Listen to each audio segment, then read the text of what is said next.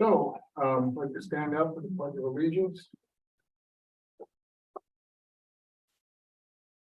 Pledge allegiance To the flag of the United States of America and to the republic for which it stands, one nation, under God, indivisible, with liberty and justice. Okay, do we have any additions, deletions, according to approval of the agenda? So any additions and deletions? No, Mr. Chairman.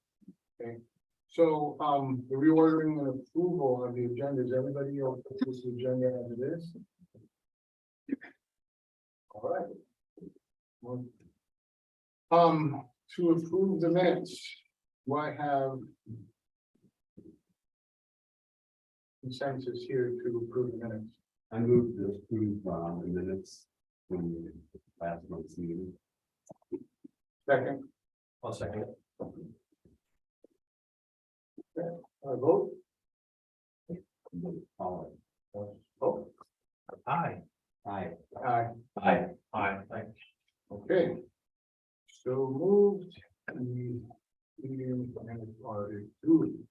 For those of you that will be, giving testimony today, we will have to swear in, the staff and the applicants.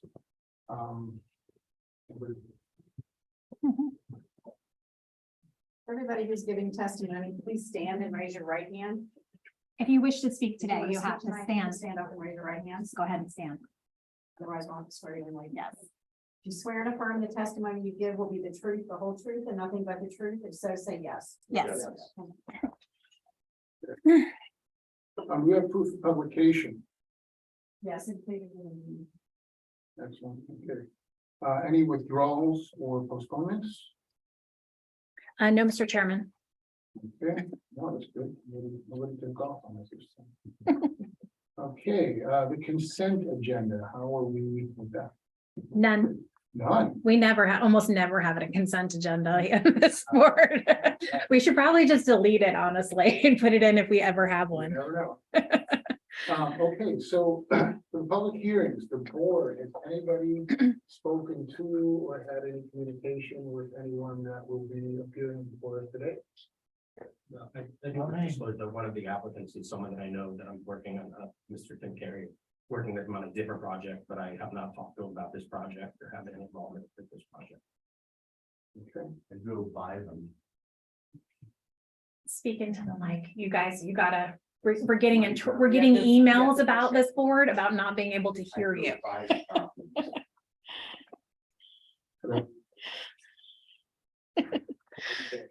All right, so. That's good here. Nothing to disclose and unfinished business from last time. We're all finished. Because I think we're all in the blue here. We're all good. Great. All right, so new business. PZB project number 22-005-00008, conditional use permit CUP, request for Sunbelt rentals at 1800 Aragon Avenue for the establishment of an equipment rental facility designated as an equipment rental and leasing use, high-intensity industrial uses, use greater than 7,500 square feet and or high-intensity impact uses by the LDR section 23-3-6. This subject site is zoned industrial park of commerce, high barriers POC, and has a future land use designated for industrial. The project is being processed currently with a minor site plan amendment to address the new landscaping and accessory outdoor storage. This is interesting, and I'd love to hear why this was taken apart in this way. It just was a note for the board because we have a condition of approval requiring a minor site plan. Outdoor storage is only permitted in the IPOC. And it does require a minor site plan amendment. And this would be the outdoor storage related for the some of the larger trucks. Okay. And so basically they need a place to put the trucks. And And we can go through it and you all will see the general location. If you wish to place additional conditions on the use that relate to the site, you are free to do that. And we will make sure those are implemented through the minor site plan. Minor site plan process is an administrative process. Any minor site modifications to landscaping. I mean, this is essentially an existing built site and has been used for industrial uses since probably the mid-80s. So the addition of the outdoor storage area is relatively minor for the Or vehicles. to do the minor site plan first?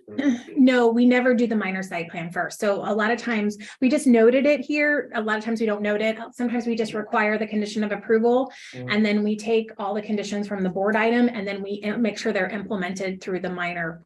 So if you say you need more landscaping for this use or more screening for this use, we require the minor to because everything on a commercial property has to have a site plan. Right. So the minor lets us, you guys give the direction and then for us to tidy afterwards. Okay. Thanks,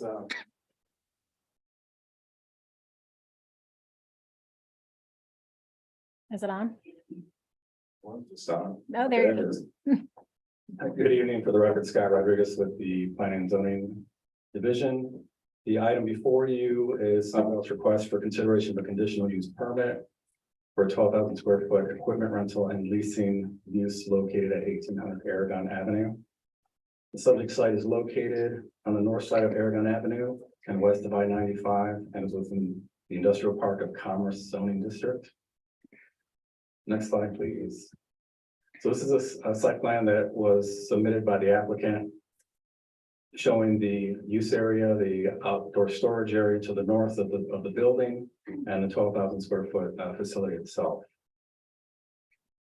The applicant did submit a site plan, or I'm sorry, a landscape plan in conjunction with the minor site plan, the concurrent minor site plan that's being reviewed along with the site conditional use permit.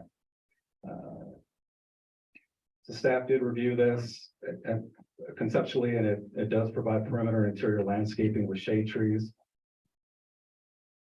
Next. Yes, thank you. And as already discussed, well, the structure was built around 1973, and as discussed, there is a concurrent minor site plan that is currently in process and reviewed by staff to address the outdoor storage component and the landscaping. The project is consistent with the comprehensive plan, strategic plan, city's LDRs as conditioned and conditional use standards. And staff is recommending approval with conditions. And that concludes my presentation.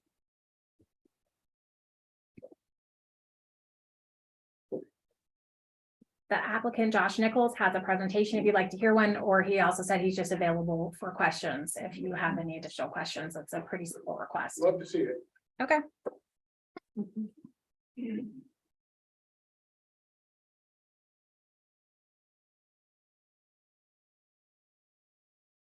Good evening, board members. For the record, Josh Nichols with Schmidt Nichols representing Sunbelt this evening. So again, I won't belabor a lot of Scott kind of went through the majority of the highlights here, but I guess what I would tell you is that everyone's probably familiar with Sunbelt rentals. This is a specific Sunbelt rental for floor cleaning and maintenance equipment.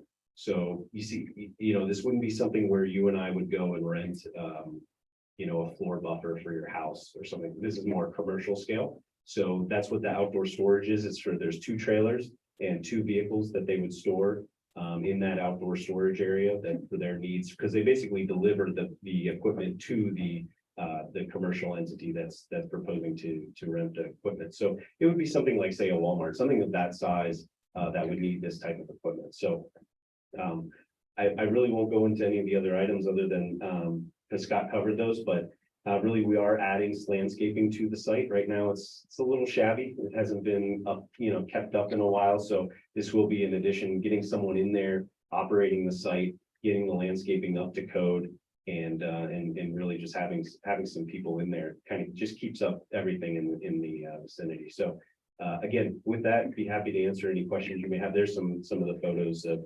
what it looks like now. And again, that outdoor storage area was utilized as outdoor storage. It probably wasn't shown that way on the approvals, but we are formalizing that as part of the request. So with that, happy to answer any questions you may have.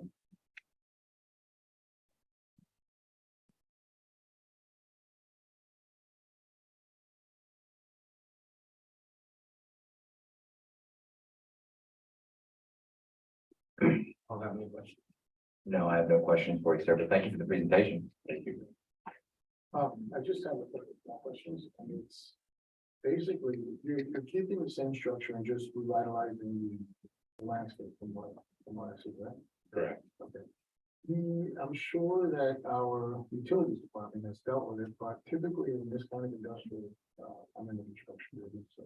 Outer. Um, I'm sure that the staff.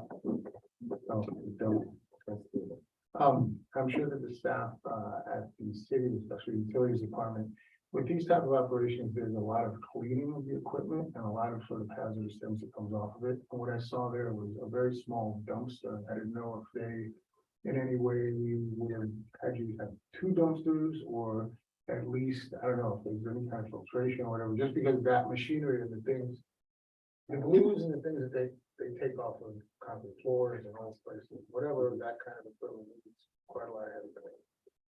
Beyond the stuff that's on it, the stuff that they use to clean it, to be a little bit toxic, but I just wondered if they took that into consideration, or at least I would think the utilities department has dealt with that. Not from a staff level that we heard that comment come up while we were going through, but It's just a reality issue, that's. Yeah. but from an operational standpoint, one dumpster is sufficient based on all their other facilities that do the same operation. So We can ask at a condition of approval if you'd like. Typically, the city engineer will review all of the uses, including the conditional uses for any type of potential hazardous material and its impact, especially on any well-filled zones. Right. So what we can do is we can ask them as part of the minor site plan to take another look. And so we can just say, task the city engineer to review for any potential for like the cleaning of the equipment and the runoff from the cleaning of the equipment as part of the site plan review. That would be highly appreciated, and whatever size the refuse might be. Yeah. Yep. Thank you.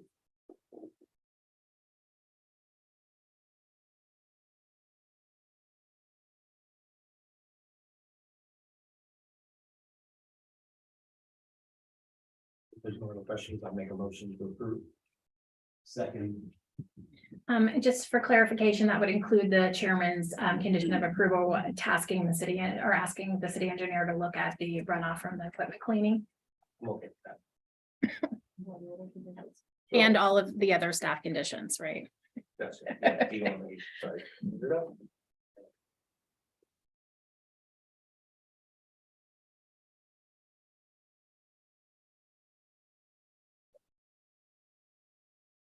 Right, the paragraph here. Oh, it's on I can put it on the page here. Oh, wrong one. Yeah, so I move to approve PZD project number 22-005-00008 with staff recommendation.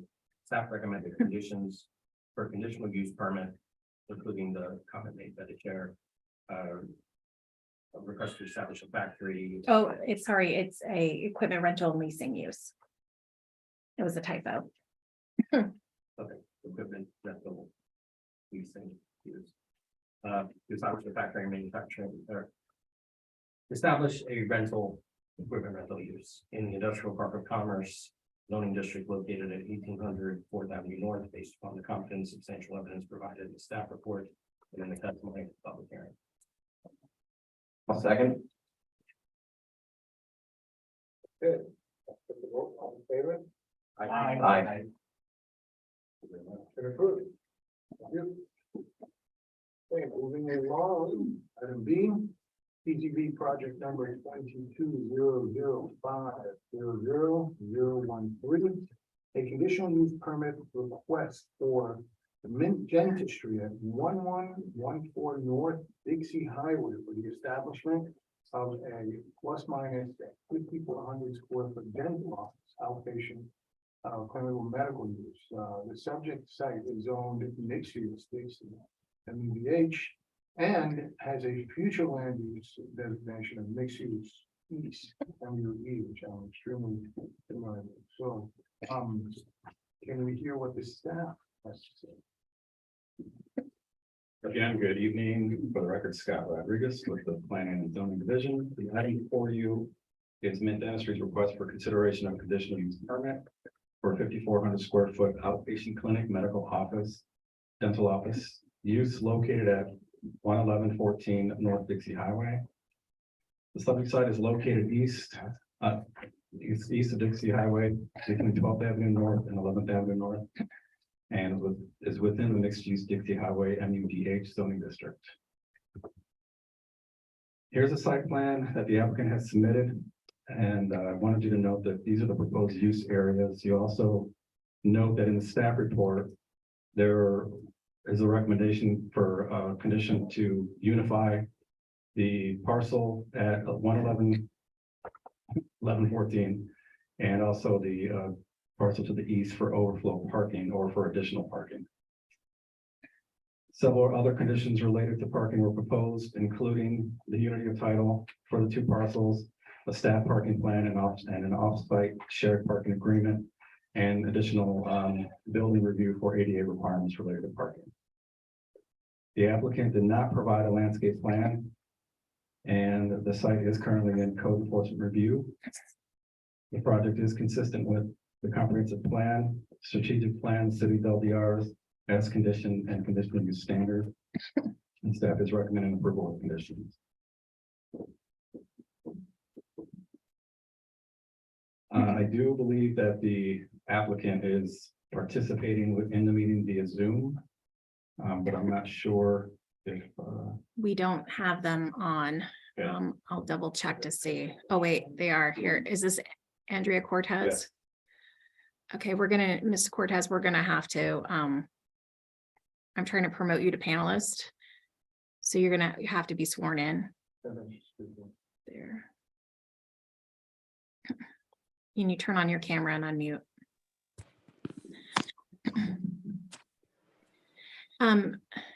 Ms. Cortez, can you please raise your right hand and you'll be sworn in. We need your video on as well. Do you swear and affirm the testimony? Hold on, she's got to unmute. Okay. Okay, Ready? raise your right hand, please. Do you swear and affirm the testimony you give will be the truth, the whole truth, and nothing but the truth? If so, say yes. Yes. Thank you. I just want to add, Mr. Chairman, that Public Works has added a request to improve the alley as part of the conditions of approval. And that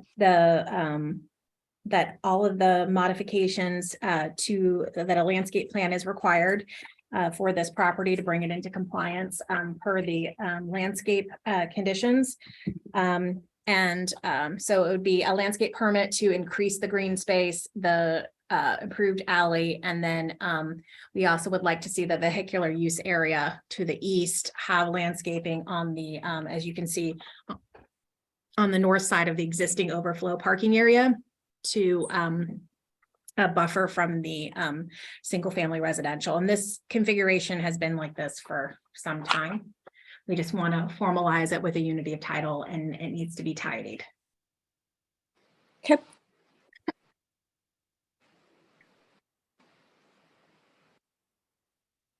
So I'm sure that there's a spicy history with the code enforcement case and some of the landscaping issues, I guess, that the site might have. Because these sites are usually pretty bare one way or another. And I'm sure that at some point it seems like they might lose one or two of those parking spaces due to landscape. I mean, looking at the tightness of the spot itself. I just wonder, wouldn't it be, I mean, are they waiting?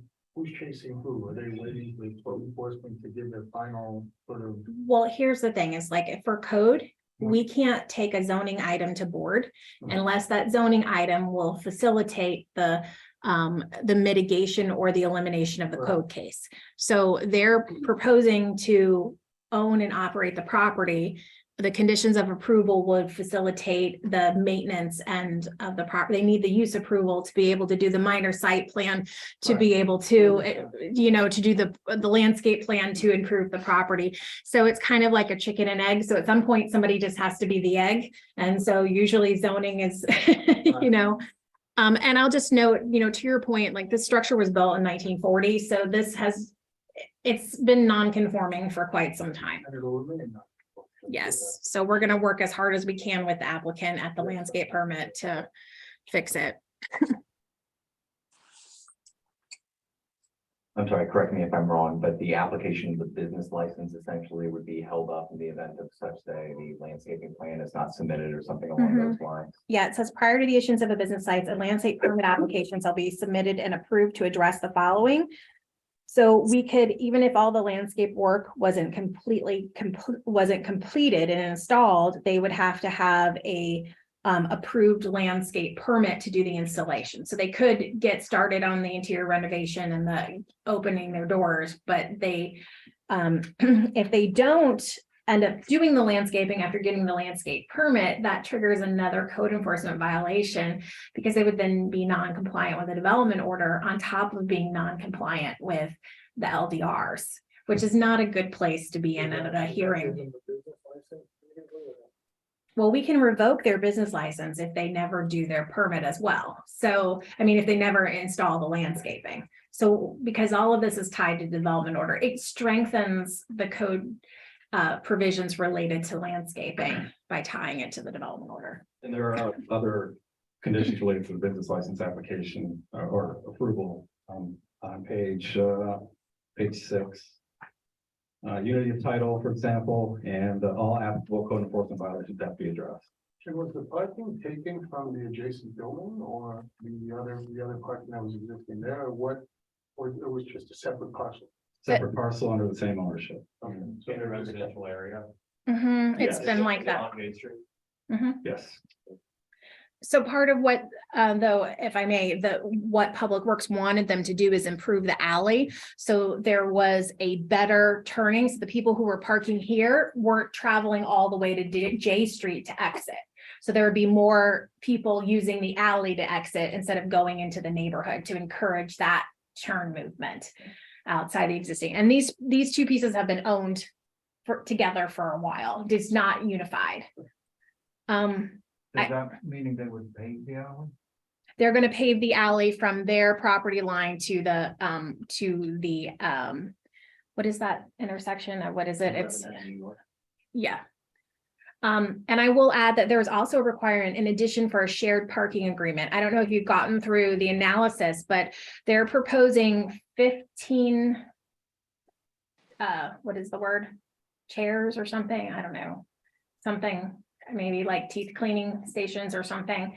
Anyway, and then they'll have anywhere at one time between 5 and 25 staff people. So plus 15 customers. So we were very concerned, which if the staff if they had 25 staff members taking 25 cars, that's all the cars in the parking lot and the customers are parking throughout the single family residential neighborhood. And that's not fair to the adjacent land owners. So they need to, part of the condition of approval is to establish an offsite shared parking agreement and staff parking plan so that if all their staff are coming in at a certain time, they can do a shared parking agreement, maybe with one of the commercial plazas that has a lot of parking spaces. And then they can have their staff park there and then they can have one person go and grab the staff and bring them back, they need, and then the parking on site can be for the customers. So. Is there any letter of public support or opposition? No.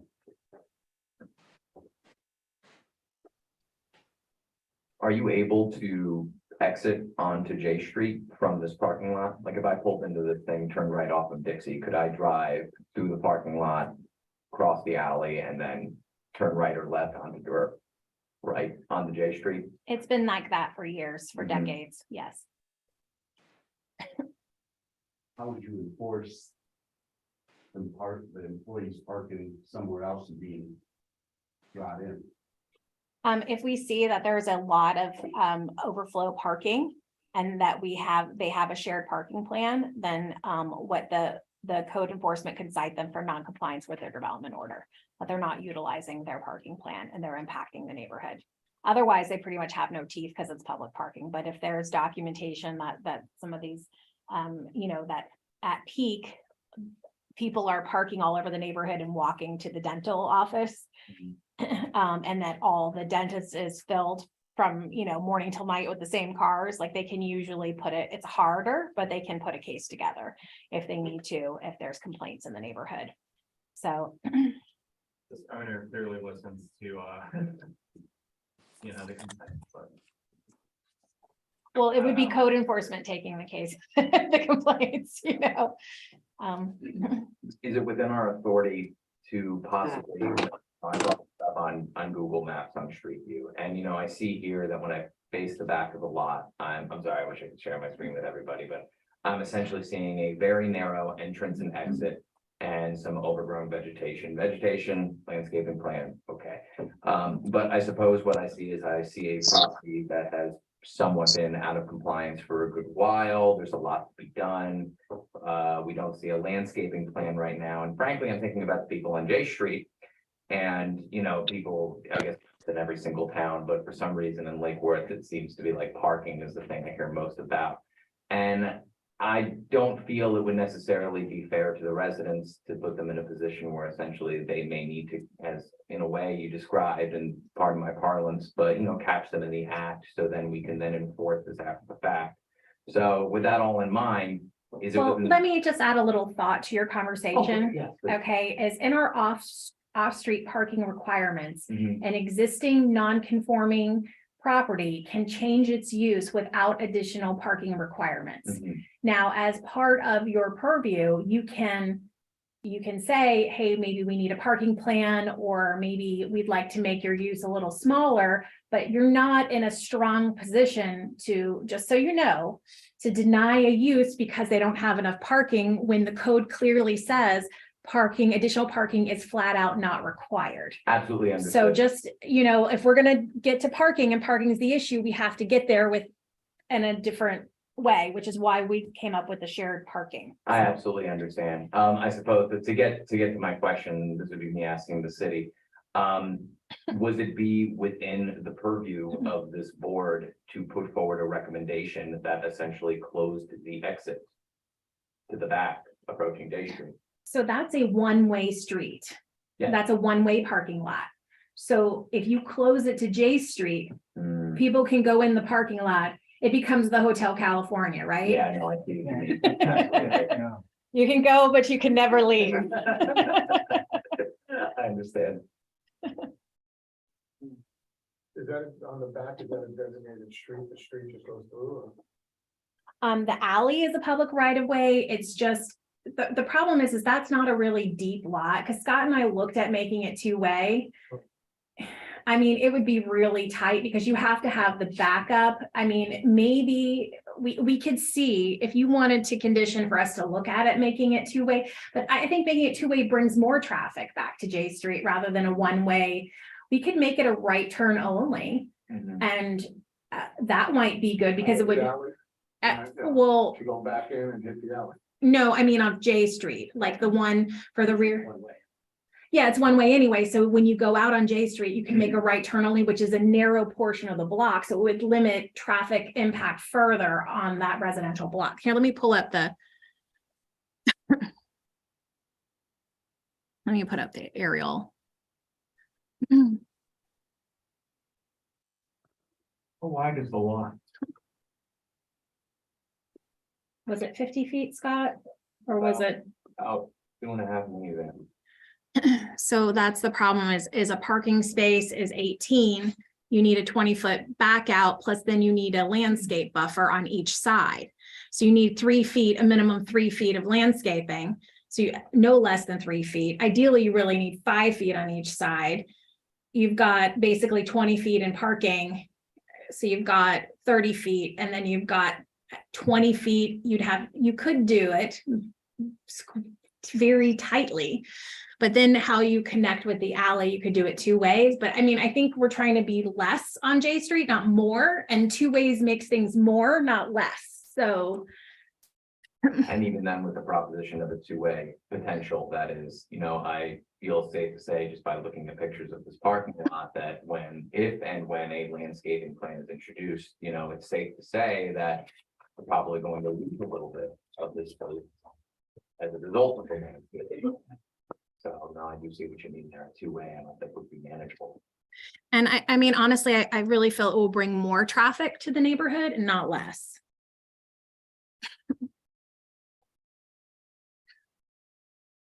Usually a common planning solution, because you can see here, it's really close to the end of the block, to limit traffic into a residential area is to do a right turn only one way. See, the circulation is more like this, instead of having people go left and go up the longer portion of the block. J Street is, yeah, J Street is one way, that was my point, one way, so you already have a. Oh, it is one way. Oh, I'm sorry, I forgot. Okay. So it doesn't matter anyway.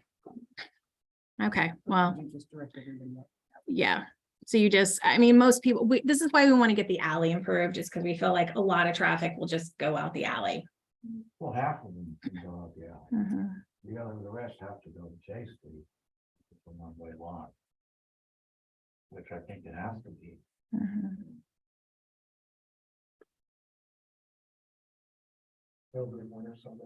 Yeah.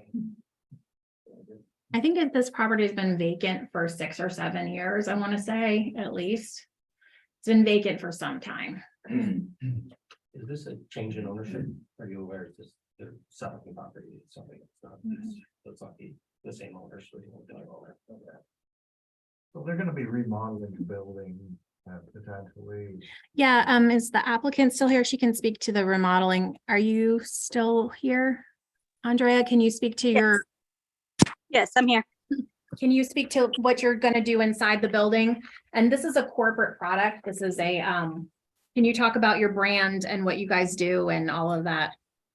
Yeah, so we're a Dallas-based dental company. We've been in business for 13 years. We're expanding to Florida. We currently have 3 other businesses that are in construction right now in Florida. So this will be our 4th one to open. They're expected to open in January, the other 3.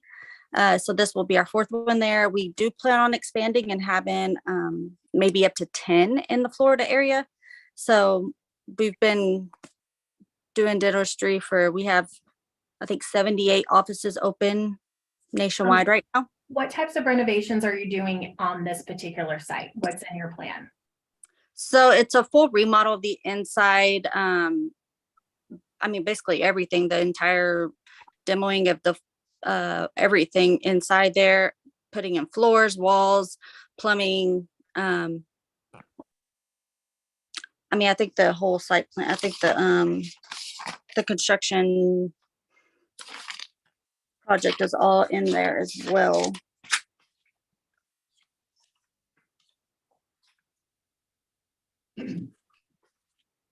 Yeah, we have an architect. We sent all the plans in for the remodel of the entire construction of the building. And I believe the floor plan was in your packet showing the. Yes. So, I mean, so that is, if you all are concerned with the parking issue, if that's something, Andrea, I know the board has potentially talked about looking at the parking issue because it's very constrained. And that the minimum would be a shared parking agreement. The other option would be to maybe reduce the number of stations or limit the maximum employees on site. Did you want to speak to that? We put 25 employees as a maximum. Definitely starting out, we won't have 15. We won't even have 15 patients occupying all 15 operatories. That we probably would never have 15 patients in the operatory in every single office the entire time we're open. 25 was like the max that we would have, but we could have, I mean, we would have less than that, but that would be the max. And we always want to give our patients the best parking in the front, and we would put our employees either offsite or the extra parking in the back. And we've done that before. We have other offices in other states where we have had off parking agreements.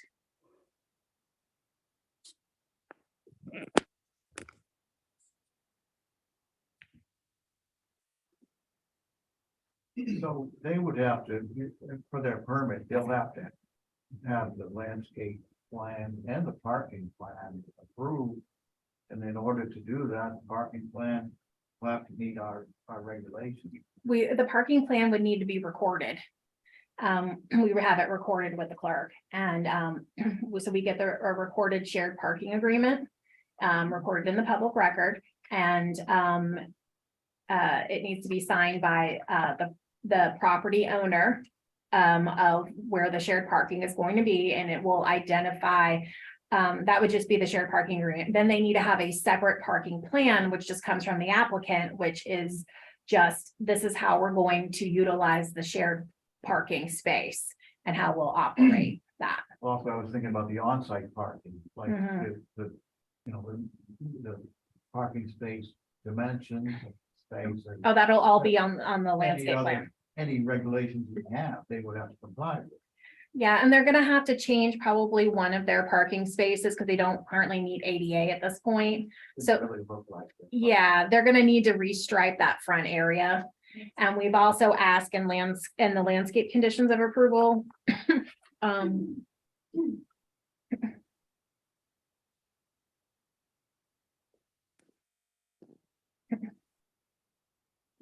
So we've required a condition to remove the existing concrete on the west side of the building adjacent to Dixie Highway and add shade trees according to city. So there's this area here that will require landscaping here. Where's the dumpster? So the dumpster, we haven't finalized the site plan. They might just need bins. They might not need a dumpster. So it just, yeah, so it would most likely be in a parking space, or maybe it would be here in the rear, like most likely it might be here is where they were looking at. We recommended to put it here to public services because this is an adjacent residential home, and we would prefer for the dumpster to not be adjacent to somebody's house. So, but a lot of times these dental businesses, they don't, medical offices, they don't always need a dumpster. Sometimes bins are sufficient. They have a special garbage pickup for medical waste that's separate from, we don't pick up medical waste. So they will have medical waste, and then they will also have office refuse. So it's like an office, you know, like paper and. What dental office do you use? Andrea, do you, in your operations, how do you know what your trash volume is for a typical place? Or do you, I mean, they'll work it out with public services. This is what they do. They'll evaluate their needs and then they'll decide if they need a dumpster or not. And there's a different scales of dumpsters, and there's different, you know, and all the dumpsters have to be screened. All the refuse areas have to be screened per code. And the dumpsters have to be screened with either an opaque fence or a wall plus a landscape screen. That's in the code. So if, depending on the type of refuse that they work out, that the operator works out with public services, will determine, and the comments have already been made in the minor site plan process, and we've already had a meeting with public services that they need to talk to they're working that out with the architect, what they're gonna need. So.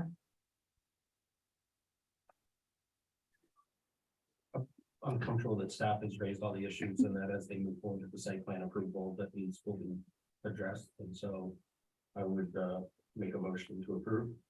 Second. Was that with staff conditions? With staff conditions, yeah. So I move to approve with conditions on request for a PDB project number 22-005000013 conditional use permit for a dental office based upon the competent and substantial evidence provided in the staff report and in the testimony at the public hearing. I'll second. Did we already have a second? We have a vote. Aye. Aye. Aye. Aye. Unanimous. Thank you. Thank you. Thank you, Andrea.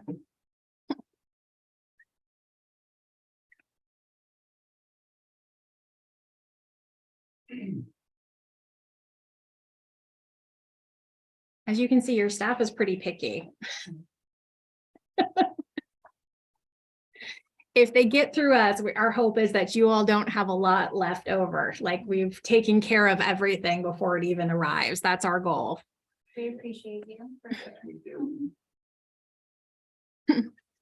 And Scott has been working with these conditional use people, walking them through the process. And a lot of the folks who come in for conditional use, just to identify are folks operating a business. They're not familiar with the process or review to get requirements. And so he's been really doing a great job about taking them through the process and getting them where they need to be to get ready for hearing, which can be a job for sure. All right. Yeah. So we have item C, moving right along, Hrpb project number 22-015000004. Request by Robert Roberto of Happy Car Sale for consideration of a variance to allow a fence to be set back a minimum 5 feet from the front of the property line at 821 South Big Street Highway. LER section 23.4-4 requires that fences on commercial properties be set back a minimum building setback line of 10 feet. The subject site is zoned mixed-use Dixie Highway Avenue DH and the future land use of mixed-use Avenue E. Do we have any real reasons why this is moved up to the 5 feet? Well, let's go through our presentation and then we'll walk you through the site, the location. So you want to, I just put it on the second slide, I figured. Yeah. Good evening. For the record, again, Scott Rodriguez with the Planning and Zoning Division.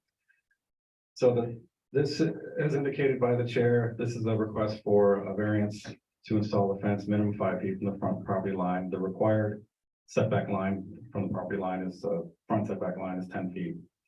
And the site is located at the southeastern corner of the 800 block of Dixie Highway. And it is an existing vehicle, motorcycle, commercial sales use with, here's the site plan right here, there, and I'm going through the slides. The site plan is showing the location of the proposed fence with the variance request or proposal. And as I understand it, the applicant is, well, let's go back through a little bit of the history. There was a minor site plan approved for this for a similar project related to bollards for different use prior to Happy Car Sales. And as you can see, the timeline is just showing the process of when the Happy Car Sales applied for a business license, and we're trying to do some renovations, including a perimeter fence that will provide security for the business itself. And they were looking for, and I think the applicant can explain this a little bit better, but they were looking for, again, that security. If they do the fence 10 feet back, it's gonna potentially eliminate the size of the site, which could impact their business. And that's why they're looking for, partially why they're looking for the variance request. Scott, I'm going to pull up the aerial too, because I think you can kind of see. It's a little bit easier to see. Let me pull up the GeoNav. Where they're locating the fence. Staff is going to recommend, as Aaron starts to pull this up, that the board discuss the appropriateness of the request. And if the board agrees that it's appropriate, staff has provided our conditions of approval moving forward. And there you can see the site itself along Dixie Highway. I'm just going to share it with the public. If you can just give me a quick second. And based on the street view that I looked at, there is an existing fence there, but they're saying that it's just not as secure. so the existing fence was installed without a permit. and does not meet our requirements. One, it was installed in the incorrect location, and two, we do not allow chain link along a public right of way.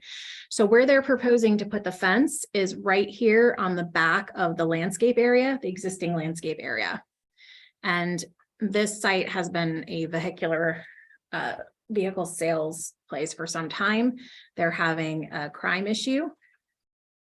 And so that's the request is that 5 feet adequate? Could they come back the 10 feet? Is this enough to establish a hardship because of the existing use? Regardless, we would like the board to add a condition of approval that, and I think we did it, not at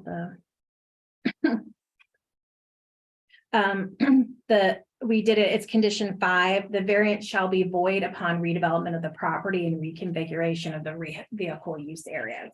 So typically a variance runs with the land, so it's forever, ever, ever. This one will not be forever, ever, ever. This will be until they redevelop. And I think it's really forcing you to the fact that they need what they want to keep the car space the way it is. Obviously, you push it back, it's gonna squeeze their car into the space. I get that. And we'll also, well, they increase their cost of landscape maintenance along US 1. The reason we have the rule is so people put it out of the landscape and beautify the area. I understand they've had it like this, but Unfortunately, Is a fence required?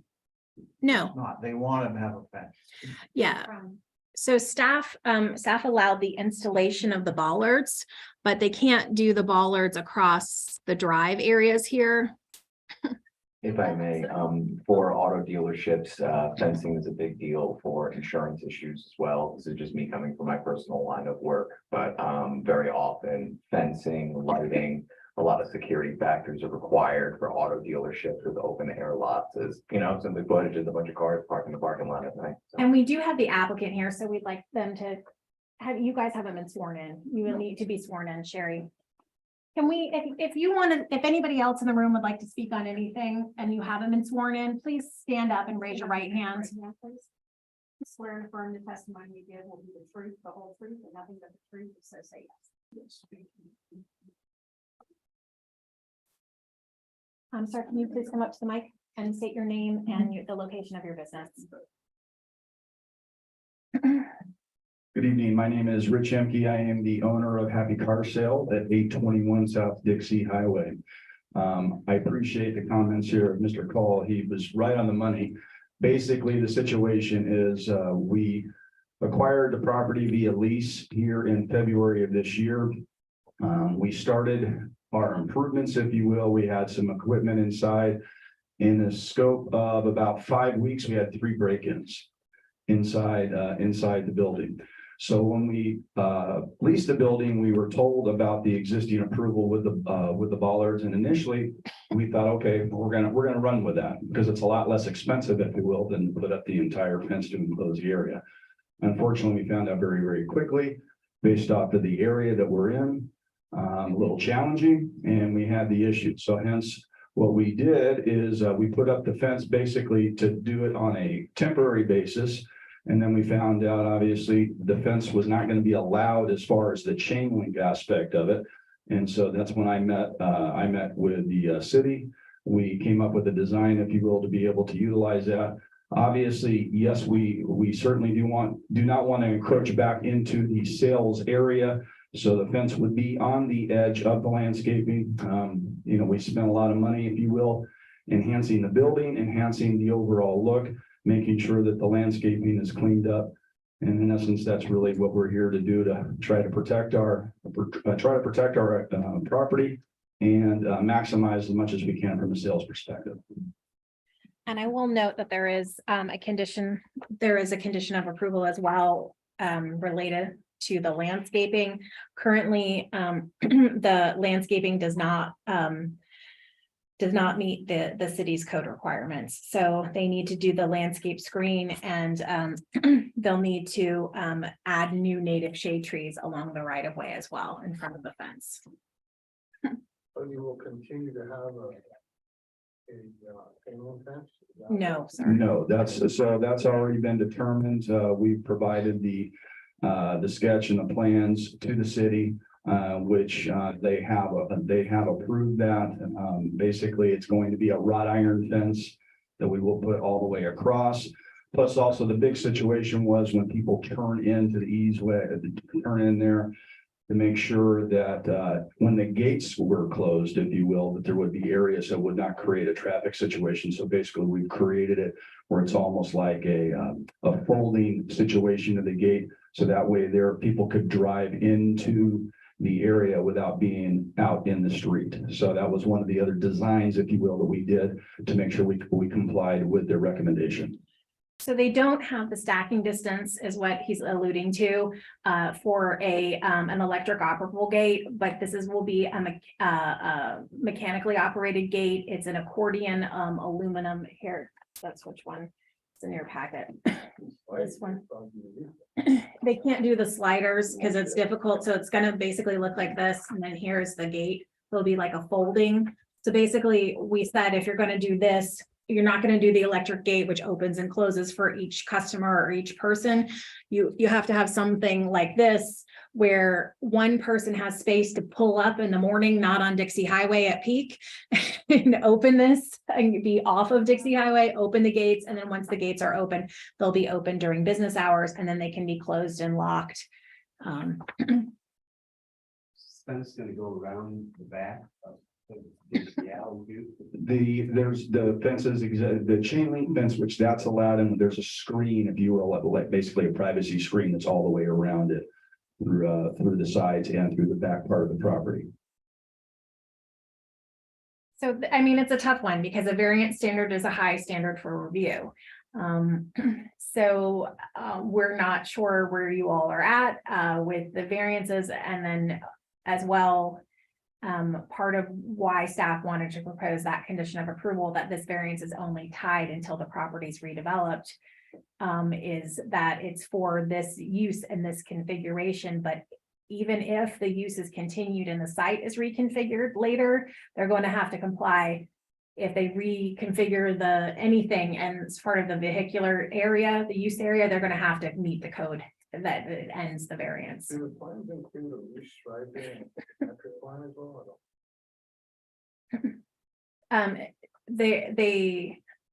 You have a restripe So plan. the parking area, if you will, that was already restriped, and we permitted that, and that was approved. And is that including lighting and things like that? The existing lighting, the existing, there wasn't any permits, if you will, that were approved or submitted, if you will, for the lighting. The existing lighting from our standpoint was sufficient. How tall is the fence gonna be? 5 feet, 60 inches.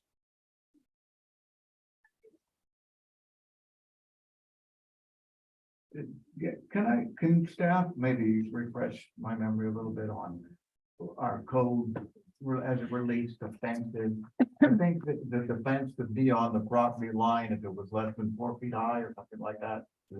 No, that's for residential, you're thinking. Residential. Yeah, so on commercial properties, especially in our commercial business districts, typically we don't want fencing in front of buildings.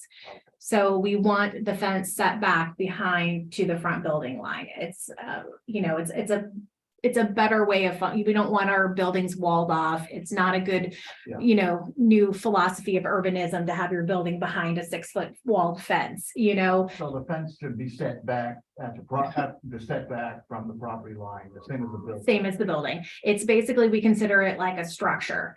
So. Mhm. I think it should be. So if a fence is in place, chain link, steel, what have you, give or take, how much space are we going to have between the sidewalk and the fence for landscaping? 5 feet. 5 feet. 5 feet? Yeah. Mhm.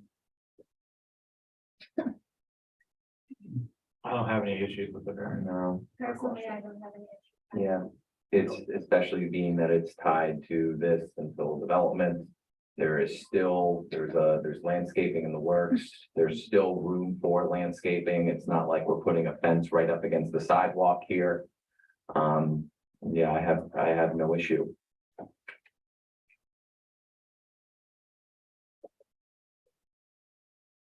Your motion.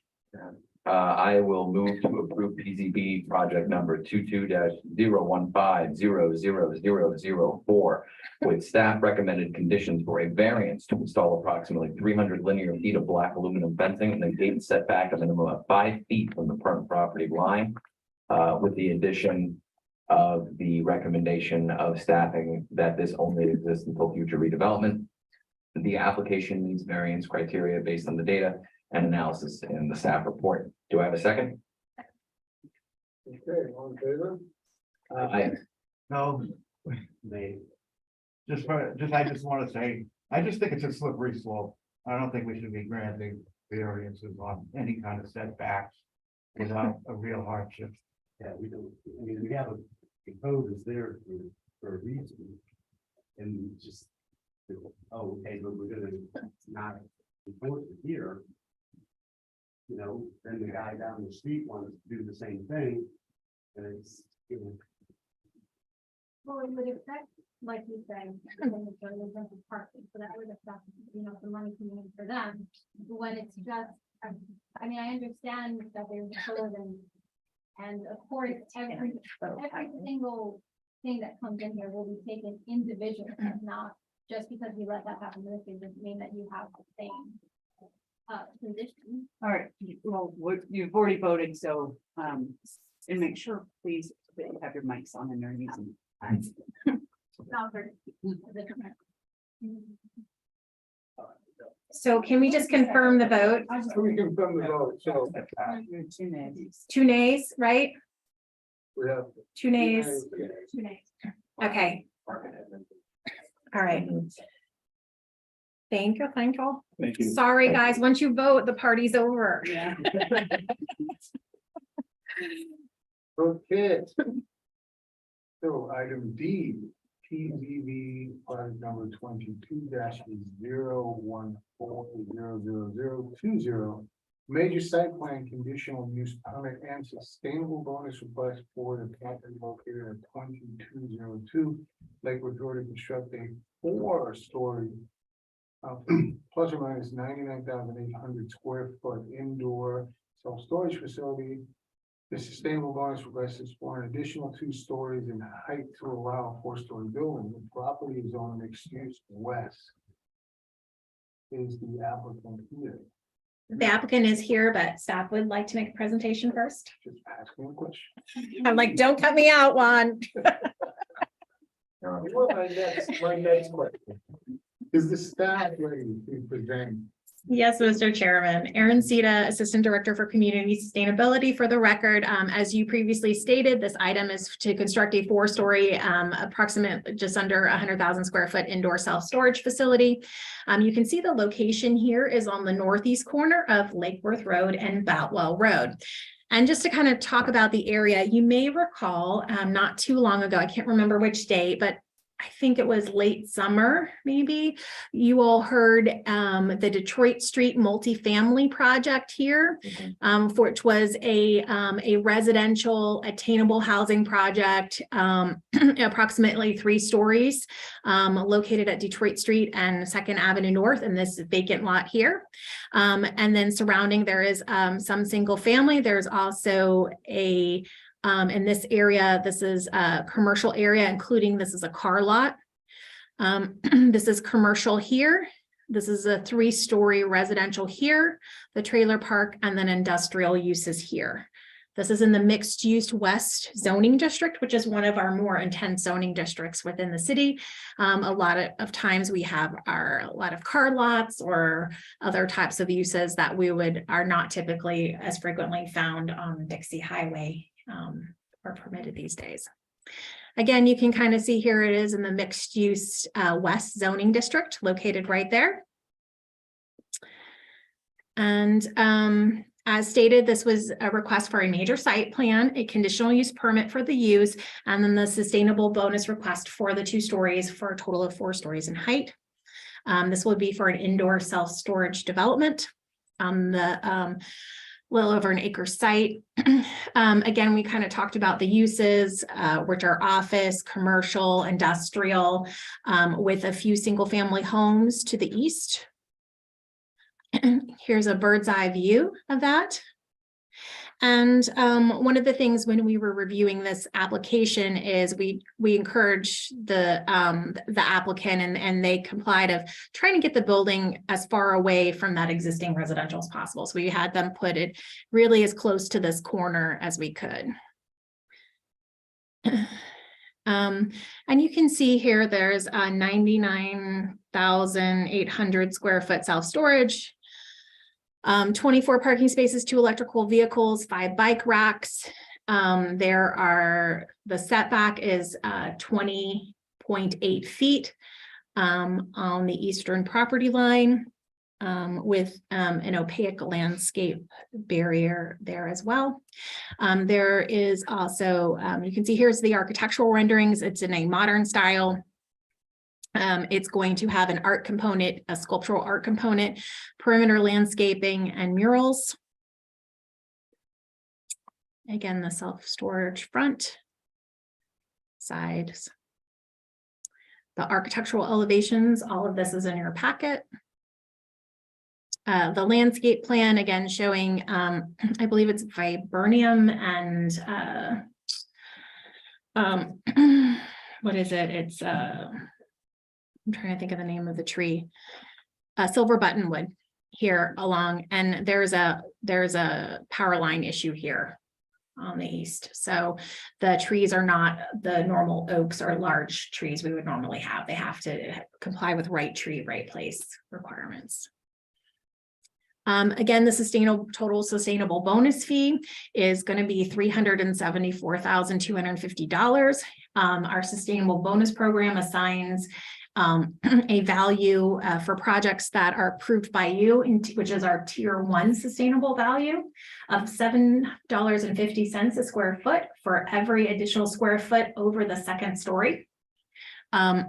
So the applicant will be required to pay $187,000 approximately to the city, and their equivalent improvements are comprised of additional landscaping, Florida Green Building certification, a mural on the east facade, and then the public sculpture or art component. Condition. The actual art that was shown in the vendors, is that the actual art that's being put in? No, that's not the actual art that's being put in. That's the placeholder. So the mural will have to come back for a separate approval. As Juan has been advising his other clients who accidentally you will learn all about murals next month, because next month will be mural month for you all. That's right. So that will require a separate approval of the mural. Yeah.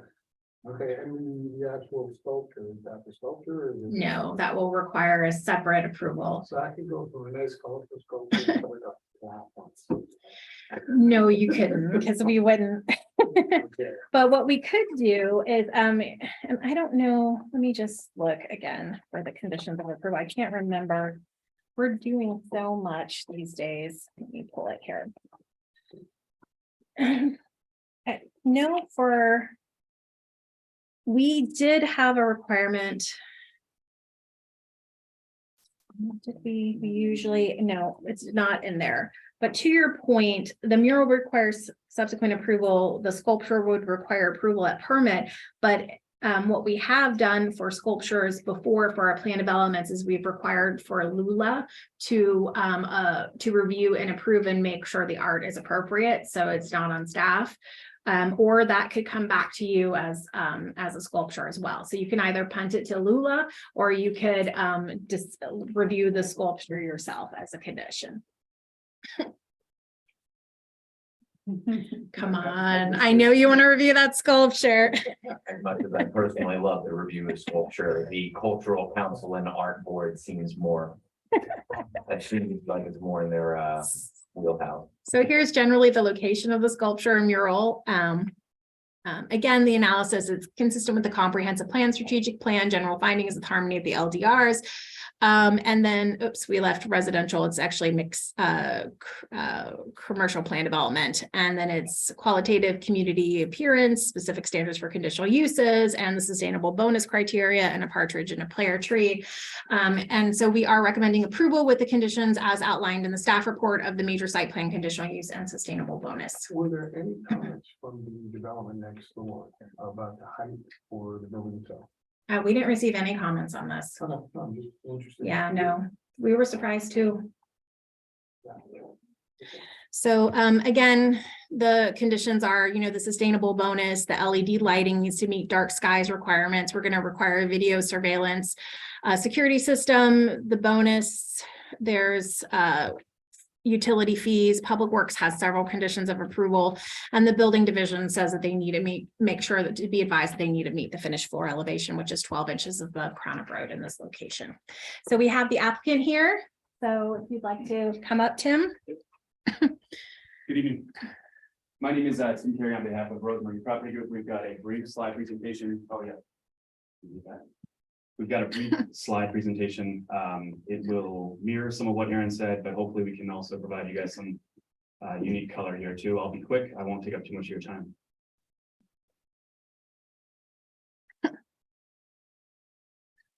This one is from the 11th.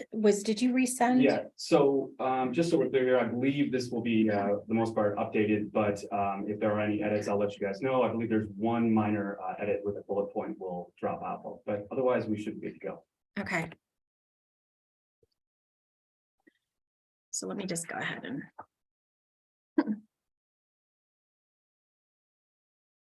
Sorry, there's a specific way it has to be shared so the public can view it.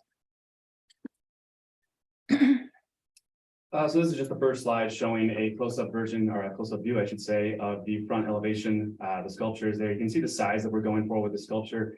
One of the things we're really trying to do here is activating the streetscape. We're very sensitive to and aware that as you drive down Lake Worth Road toward the east, you're really heading into the Lake and Lucerne corridor. So we're trying to, as best as possible, kind of freshen up that streetscape so that pedestrians and cars alike really appreciate how they're heading into Lake Worth. You can see the modern architecture. We'll get into that in a bit, but this is not your average looking self-storage facility. It looks like a modern office building to me. You guys can have your own interpretations. Next slide. Just a little bit about us. This is Jim Rosemary, our founder, founded in 1977. We've been down here for several decades. Family founding. We're not one of your big real estate firms. There's 10 of us at the office. Administrative, everything from administrative to the CEO. 4 of us are here tonight. Small company, family run, and we've been actually kind of got our hands in the dirt here in Lake Worth for a long time. You can see our founder there, Jim Rosemary. We still own those apartments. What we own and operate. We never build and run. We stay in the community. If you guys have complaints, you've got our name, our number. You can find us. We'll fix it. These are, like I said, apartments that I think he bought in 1981. Still own them, still operate them. And he still does the landscaping. He actually gets the landscaping up here at Smarty Plants, knows the owners, knows the guys who are invested here in Lake Worth Beach in a number of different ways. That's just one. But as I said, we never build and run. We're here. If you guys have questions, concerns, let us know. We're usually on top of it though. Our CEO, our founders, they all walk the properties. And if there's anything out of place, we're taking care of it. That's one of the advantages you have with a family run company that stays and operates. Next slide, please. There we go. Aaron kind of had a slide like this, so we just kind of duplicated it. We weren't sure if the city staff would get into it, but as always, they're on top of things, so we didn't really need it. But this just shows you the zoning. It's kind of a hodgepodge of things. You see Bryant Park down to the south. There's also some civic use where the city building is. The blue represents the trailer park and red represents the industrial. We're kind of smack dab in the middle of it with 3-story multifamily to the west, but I believe their gables go a little bit higher, maybe 44 feet, Aaron. I could be wrong. I don't remember. It's somewhere along that, so it's not quite 3 stories, a little higher than that, but that gives you an idea of what's around. Like Aaron said, there is a used car lot along with a commercial strip center just to the east. Next slide, please. This just shows some of the self-storage that's in the general vicinity. That's the product that currently is here, and we can move on to the next slide here. So this is just two more views I wanted to highlight for you guys. We did talk about the mural briefly. I'm glad we raised that. Yeah, we're more than happy to discuss murals or what should be there, what shouldn't. But a big piece I did want to highlight here is the back end of the building. It's another demonstration of all the articulation, thought, and care that we put into the building. You'll notice some covered parking. I don't know if you guys have ever been to a self-storage facility and it starts raining, but that's a huge problem. And in our self-storage facilities, we always have covered parking and we always have plenty of parking, which is a huge bonus to our clients. But then beyond that, you can see the immense amount of room and the height. Height can often be also a huge issue for self-storage. So these are all the thoughtful features that we try to put into each building and try to make the building look something other than your typical self-storage use. Next slide. I'm not sure if you guys can see it because it looks like the Zoom is a little bit in the way, but we're just trying to highlight some of the building features. You can see there's a long list. The only one I would take out is truck rentals. That would be something we have to do for a permitted use later. So ignore that, but everything else is spot on. As Aaron said, security is one of the conditions used, but we're already on top of that. 24 hours is just something we use standard. And we've just let Tim know that this is not in IPOC, so the trucks would need to be stored off-site and in an industrial area. So if they wanted to offer it at the facility, they could, but it would have to come back to you all for a conditional use. And they would have to have an off-site location for the outdoor storage and parking, not on the site. Community suitability features, we mentioned briefly, but EV charging stations, like we said, we're very keen on activating the streetscape, both with art, landscaping, and then the actual architecture of the building. In addition to that, you guys can see the quick bulleted list. I won't go through it all. The Florida Green features and certification, along with the roofs. And then on top of that, we are looking at other features, which would take a bit more discussion with city staff, so we couldn't get into it here. But we're trying to be as conscious as we can to not disrupt the area and actually to be as light on the area environmentally as possible. Next slide. Yeah, so let's just get to that architecture. Like we said, we're going for something fresh and modern. We really think this can activate the whole area as you head east into the city. We think the building is fairly unique looking. There is not a single gap in the landscaping. So beyond the architecture, there's also going to be a tremendous amount of landscaping that again makes it a nice, friendly walk down the street for all the pedestrians. And then you can notice the various types of articulation. I forgot to count them, but between the glazing and the different sides, you can see how the building really kind of comes to life with all the different sides. With that, I think we're done, and I'll take any questions. Also, if you have any detailed questions, we've got our full team. We're out here in full force. We've got everyone but the landscape architect. So if you have questions about that, which I realize most have come up tonight, we'll do the best we can. But we're here to answer any questions.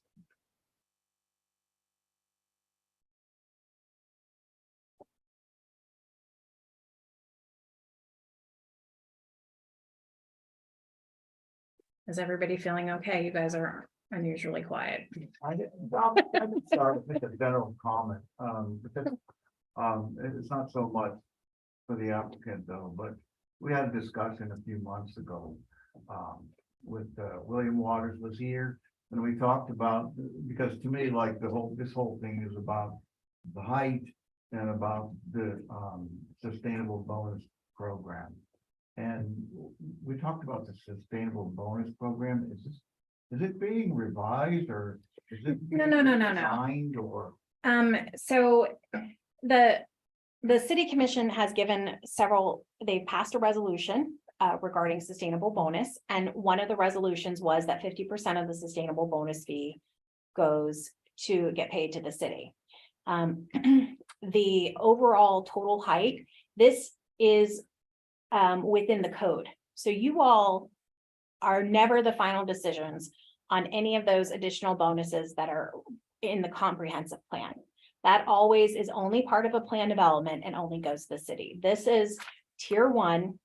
And so this is where you all can make the final decision. So in our LDRs, codified in our LDRs, and I think the discussion that's happening with the city commission is more for the plan development bonuses and not for this tier of bonuses, not for a 4-story in the mixed use west. As I said, the mixed use west is one of our more intense districts, like the TOD.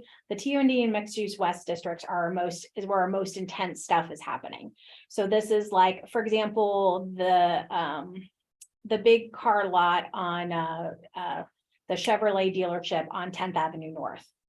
That's allowed in mixed use west, like hotels.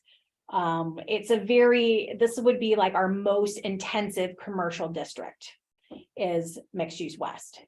And it's only allowed west of I-95, this particular zoning district. So in the mixed use west zoning district, you all, and I can pull up the LDRs and we can go through them, but for tier 1, they can get up to this particular height with the 2 stories. So that's where the $7.50 a square foot comes in.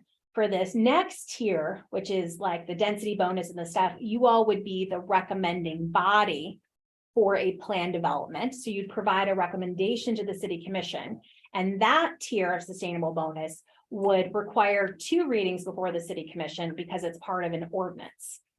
And so that's a different animal. So there's 2 tiers. So you kind of experience tier 2 with Lake Worth Station. This is tier 1, and this is only height, and then that is the $7.50, and then you all are the final arbiters of that particular bonus. So there, we're talking about dollars, but there's also a list of proposed sustainability features that would be. oh, sure. You want me to go through how that works? So basically, what we've done here with the sustainable program is the idea is to make, because a lot of times when you go in different cities, they're saying we're going to do X, Y, and Z improvements, and that's going to meet our threshold to get this extra height or whatever. And none of that's expressly codified. So what's the different about Lake Worth's program is we've assigned a dollar amount to the value of that height. And then when they come in for permit and they're saying, we check, and Tim will tell you, we check.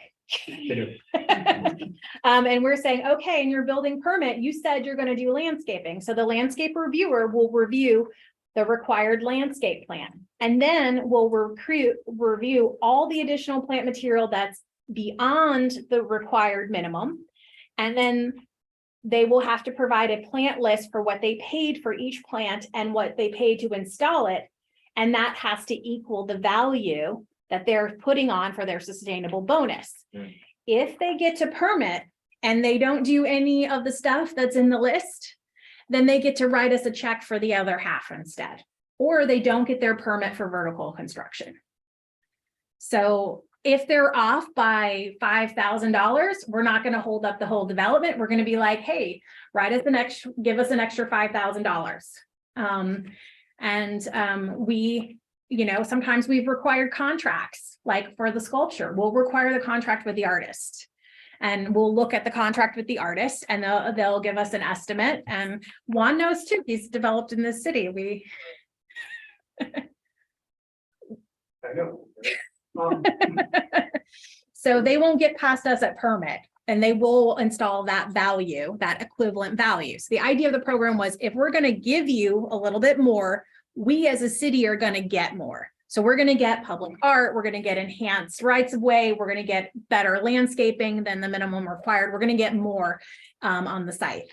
And for that list, is it here? oh, it's in the code.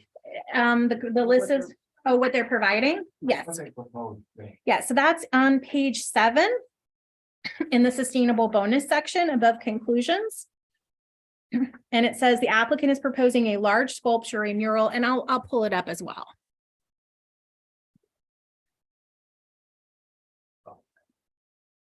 Okay,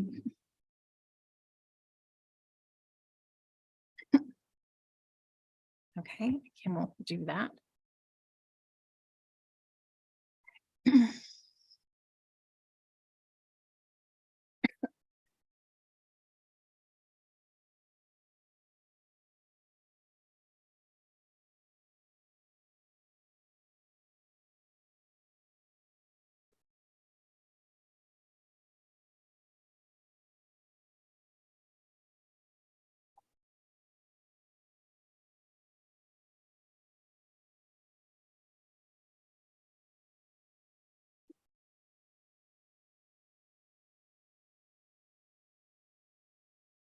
I like that they're doing Florida Green Building Certification.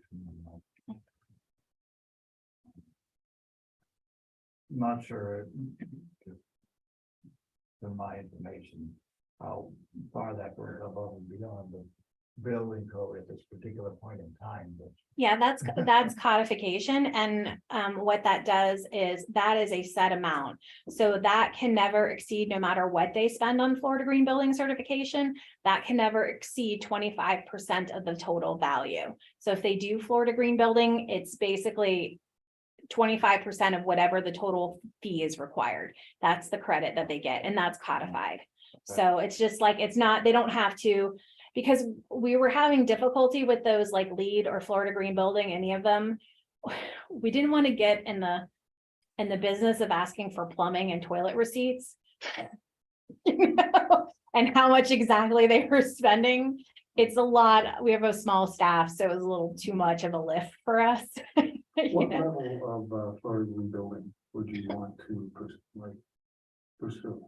You know, I think we're gonna go as high as we can. With Florida Green, it's changing slightly. I don't know if you guys have ever dealt with LEED. Doing 3 buildings. 3 buildings, okay, so you know well. Yeah. We looked into LEED. The problem with LEED It's is too that much. it's way too Forget much. it. We had a building once that was platinum. We changed the light bulb and the inspector came back out and you lose it. And then keeping up with that maintenance yearly is also an issue. And So- keeping up with the engineering bills that you have. to pay. You name it, right, exactly. Now, I will say that. It's just gonna get good. isn't it? Okay, that was the back. Is that on? Yeah. I will say that, you guys noticed in one of the slides that we mentioned, we were looking into other green, sustainable features. We are looking into a cistern that could collect, rainwater and then be used for the irrigation. It's at one of the buildings that we own. It's, worked fairly well, but the price on that system has actually increased substantially. Nonetheless, we're looking into it. It's another feature that we think could be a positive for the community and a positive for the land around us. So you asked a specific question about Florida Green. Off the top of my head, you know, Silver. yeah, I was gonna say higher than bronze, exactly. But that's the goal. Obviously, we're aware of, you know, all I would have to have Rick, my GC, come up here and explain that. I think most of our buildings are Florida Green, just to the way we build stuff. I guess your point, I'm just interested because the level of sustainability will come from whatever level they choose. Mhm. And that will determine how much, I guess, you give back in one way or another. Sure. And I guess the $93,000, that includes the improvement plus the fees for, that's. Well, that, we determine that. So we give them the credit for Florida Green is codified. It's always 25% of the value. But what I'm saying is that includes the fees for the, because they have a fee for the guy who actually. Mhm. That will do it into what level would be, and then also for the improvement, so that's inclusive of both. Mhm. Right, okay, that's, I understand that, so, good luck with it. Thank you. So at the end of the day, the 93,000 is what they would actually have to pay to the city if they didn't achieve the Florida Green Building, is that correct? Correct. Mhm. So they're very committed. And if they wanted to come up with a totally different set that was completely different than this, then they would have to really come back before you and amend their major site plan and to show you a different set of sustainable bonus improvements, or they would just cut the city a check for the full amount. Not to change subject, but is the city aware of any potential plans from the residential properties on North Buffalo Street? As I can't help but notice, but they are all owned by the same individual, all purchased for $700,000 in 2015. So we would not be privy to that because those are in unincorporated Palm Beach County. So actually, Elizabeth and I just had this discussion, this is in our annexation in our local agreement area. And William and I had the discussion a year and a half, 2 years ago to try to potentially look at pursuing annexation again in this area. But then we lost all of our staff and COVID happened and so, but So they are in our annexation interlocal, and so that is something that we will have to start discussions with the county and then with the property owner. You look at the border of like. If you look at the border of Lake Worth, it looks like a jagged puzzle piece all around there. So then the properties, some are Lake Worth, some are not. So just something to keep in mind. Yeah, I have to Pull it up say- if you're curious. Yeah, I have to say, I'm personally surprised that the county has, between Boutwell and Buffalo, the county has the east and the city apparently has the west. That does surprise me. It's not that much. I'll show you. It's a very little area. It really is an enclave at this point. And we do have an interlocal agreement with the county for annexation.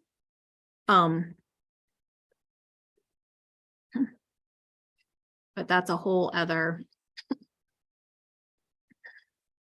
Have looked into those properties in the past and the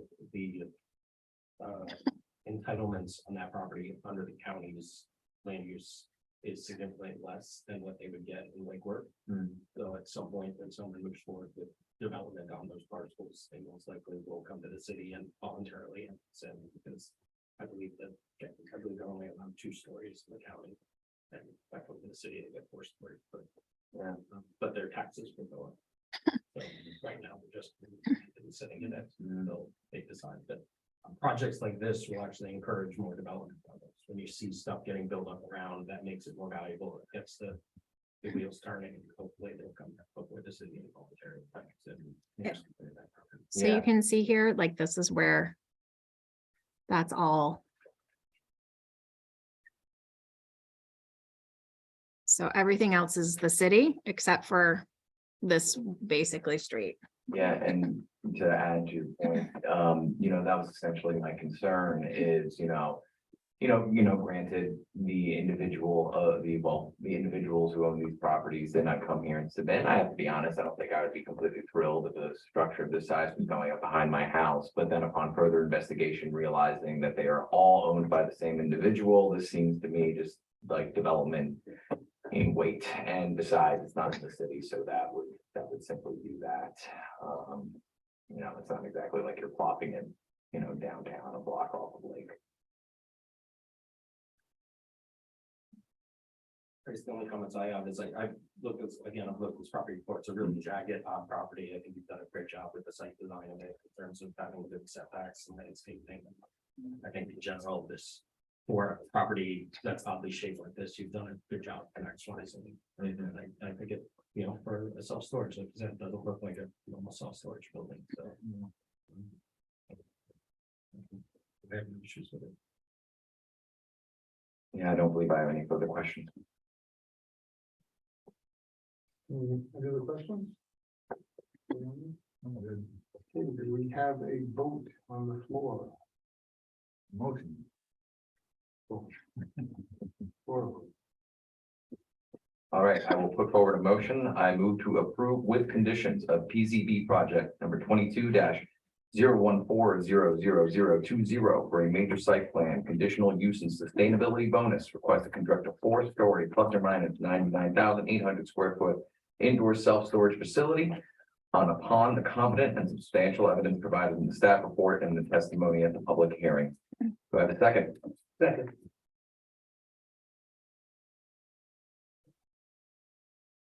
Any? How much will the chair second or is the Second. Yes. And we have vote? Aye. Aye. Unanimous. Thank you very much.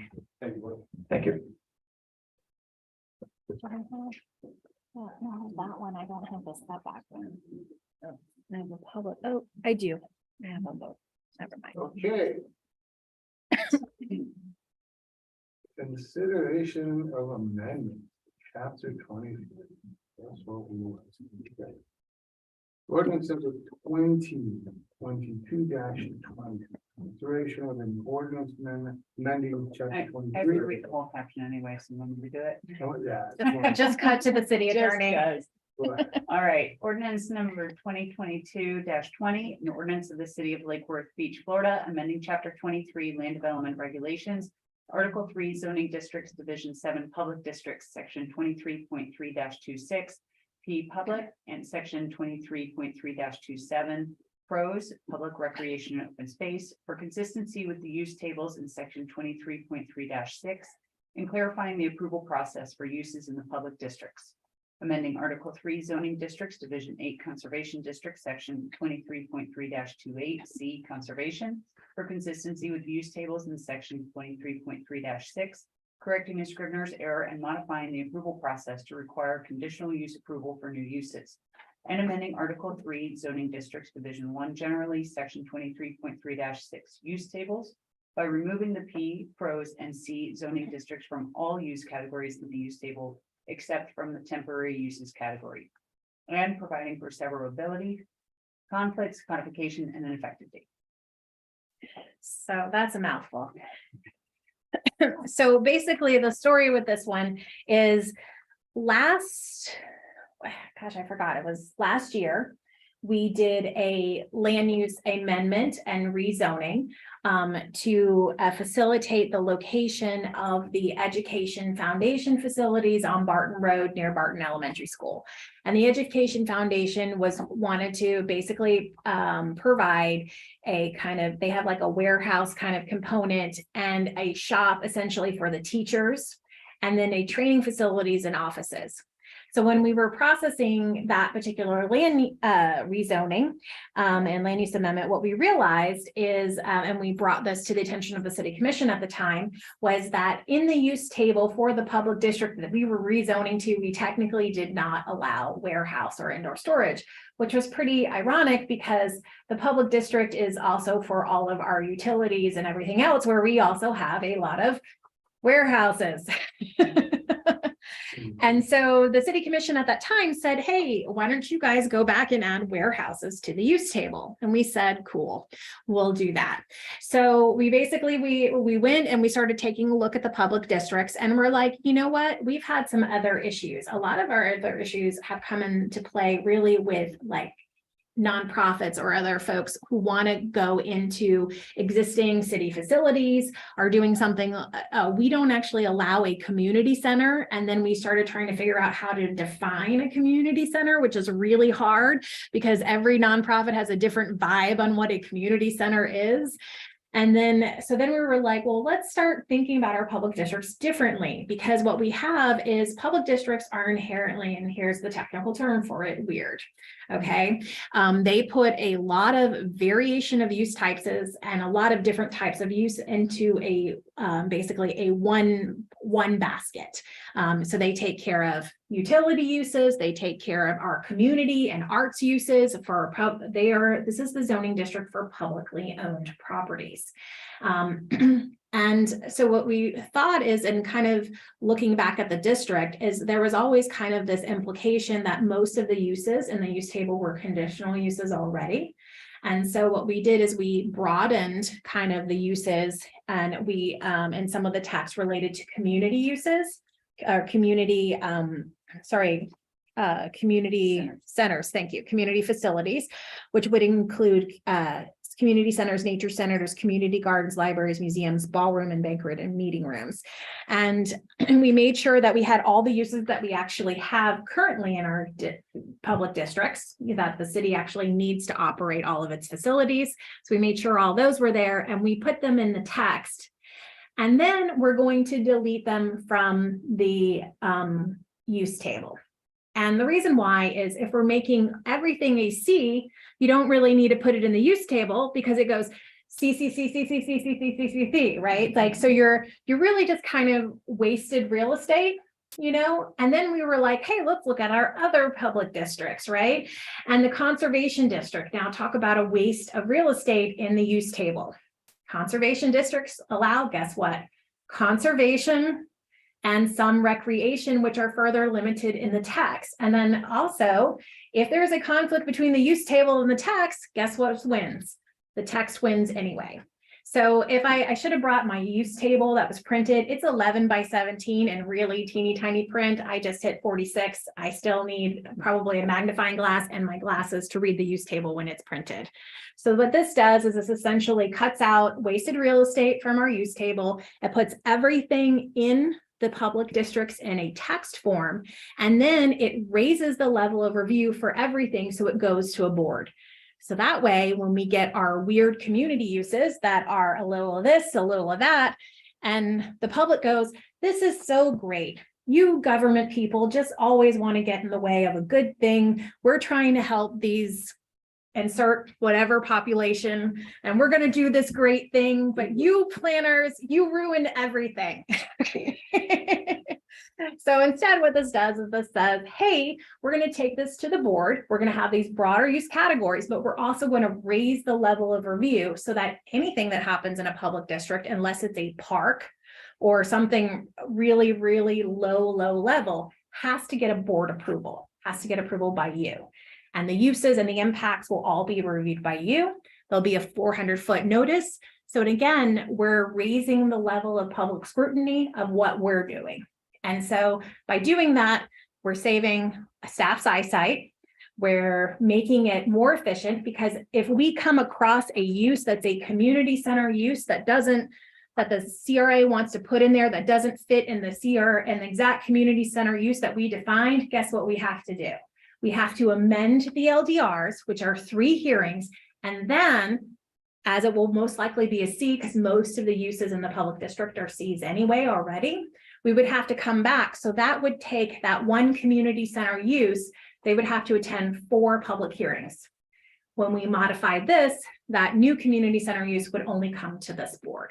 So that's kind of where it started, was from the community foundation that we could not accommodate them in our public district. And then it ended up with us taking a look at these districts with fresh eyes to promote efficiency, to increase the level of public scrutiny of the local or the city uses on the city properties, and provide for additional public input.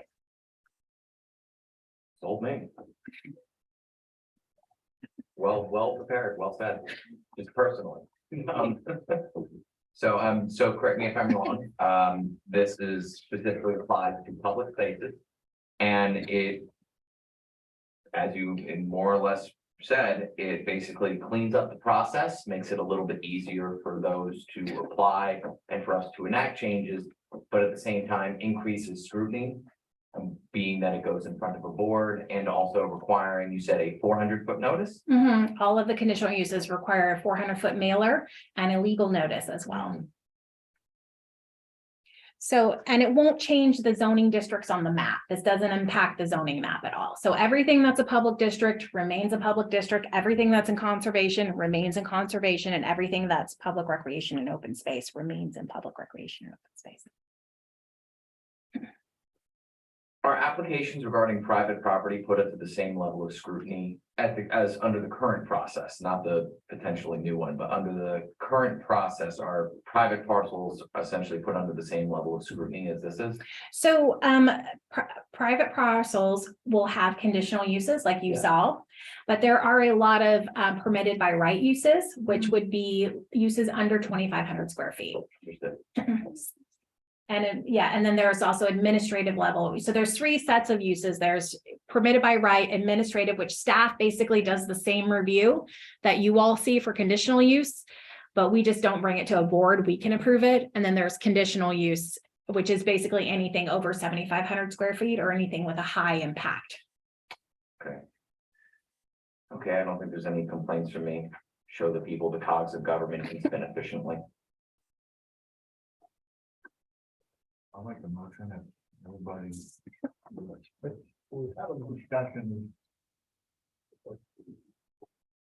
I move to recommend to the city commission to adopt the proposed LDR tax amendments included in ordinance 2022-20. There's a second. Second. Okay, all in favor? Okay, so what our lovely attorney would like to read. I would love to. Thank you so much. Well, you're so quiet. Don't let that fool you, okay? Thank you. All right, ordinance 2022-21, an ordinance of the city of Lake Worth Beach, Florida, amending chapter 23 land development regulations, article 3 zoning districts, division 2 residential districts, Section 23.3-7 SFR, single family residential, section 23.3-8 SFTF, single family and two family residential, section 23.3-10 MF20 multifamily residential, section 23.3-11 MF30 medium density multifamily residential, and section 23.3-12 MF40 high density multifamily residential to reduce the minimum side setback requirement for lots over 50 feet to a minimum of 5 feet, and providing for severability, conflicts, codification, and effective date. Good evening. For the record, Erin Cedar with Community Sustainability. So basically what this does is on our larger lots, it provides a little bit more flexibility for accessory structures. Because right now accessory structures have a side setback of 10% of lot width. So this would reduce it down to 5%. And I know there's been a lot of discussion related to some of our larger lots are in like mixed use federal or in other places where they might be allowed to have an accessory dwelling unit. And at this, at the current regulations, they would have to place that accessory dwelling unit 10, 12 feet from the side property line. What this does is it allows that accessory dwelling unit to be placed closer to the side property line and allow for more flexibility and lot usage. We are hoping this facilitates some infill of some accessory dwelling units on our larger lots where that type of use is permitted. It also cleans up. So the other thing that we've run into is for pools and other structures is that a pool has to be set back 10 feet from the side. This actually started with a pool application. Then they wanted to come in for a variance and they decided to just go ahead and put it 10 feet because it ended up looking better just by happenstance. But it started a conversation internally. And by then we had already initiated the text amendment. So we're like, hey, we're going with it. So here we are. I think it does, I mean, it gives a lot of flexibility in general. One of the things is that on the other hand, the 10-foot space also allows for more parking in certain areas as well, especially on side areas and in the back. But I guess from the other end of it, if you want to push the inside out further, this isn't going to really hurt anything. You still have a landscape buffer, you still have space for things and utilities. The only thing that I would mention, I would check with the fire department because sometimes the closeness of the buildings, we've had to add quite a lot of different fireproofing things like that because of the proximity of it. And that might be something that's going to be a glitch here. If you get two side-by-side pieces, they might say, hey, wait a minute, you know, over so many people living here, and now we've got a fire condition here. But that could be easily solved by adding fire barriers and things onto walls. And we're on that, and the fire department is on that. And Peter is, because we have so many historic properties that are grandfathered for their setbacks. We deal with the fire code a lot, and especially, you know, we have a lot of 25-foot lots in the city, and really where it gets tricky is not so much with the 5-foot setback, but with the 3-foot setback. And so that's why it says a 10% lot width with a minimum side setback for 3 foot up to a minimum 5 foot for lots over 50 feet in width. So that's the idea, is that So I have a comment or a question for you, and that's, did you consider making the same revision to the side setback for a primary structure?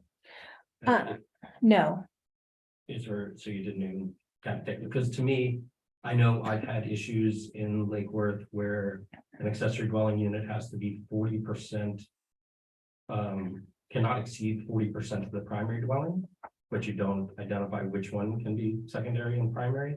So we've got, and this is something that I'd like doing. In general, I think that we should like propose that we have a workshop at some point to kind of go. So there's some other issues that William has been discussing that are broader.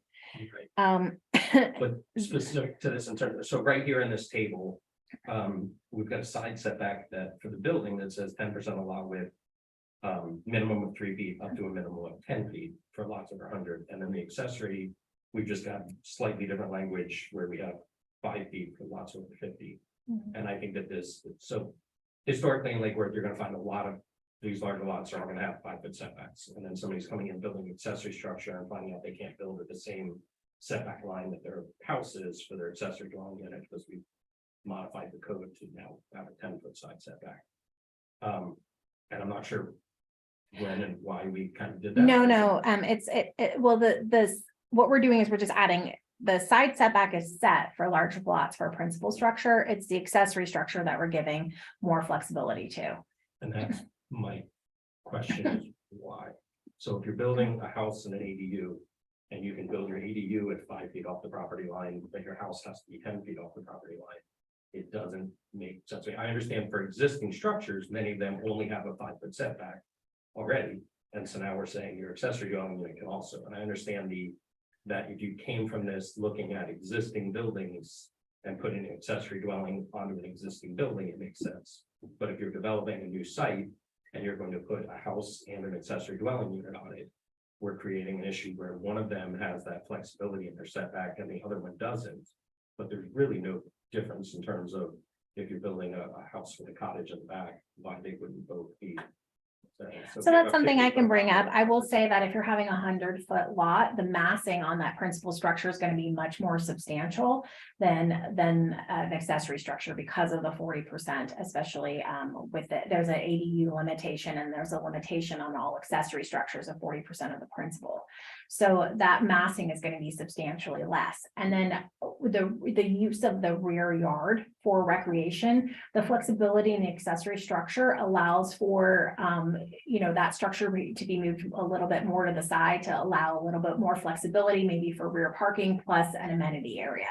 So that was a thought, is to provide the rear structure with a little bit to facilitate all the things that need to happen in the rear yard. And a lot of times in the city, that's parking, that's amenities, and all of that. So that was the kind of the initial movement to give more flexibility. And then there is going to be, we are going to touch back on with some more direction from the city commission on ADUs. That is on their topic to address. So this only allows a little more flexibility for those ADUs in the zoning districts in which they are already permitted, and for accessory structures in general. So this would be anything from, this would facilitate that, anything from the single family to family, and not single family and two family. There's a district single family / two family. So single family ADUs are not permitted.